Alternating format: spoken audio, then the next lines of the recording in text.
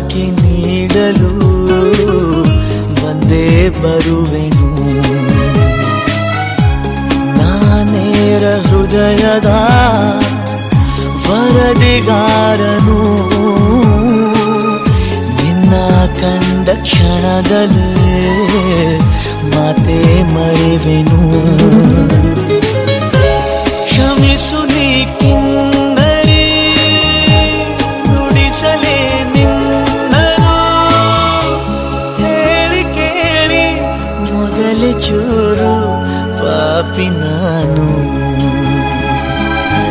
ಮಿಂಚಾಗಿ ನೀನು ಬರಲು ನಿಂತಲ್ಲಿಯೇ ಮಳೆಗಾಲ, ಬೆಚ್ಚಗೆ ನೀ ಜೊತೆಗಿರಲು ಕೂತಲ್ಲಿಯೇ ಚಳಿಗಾಲ.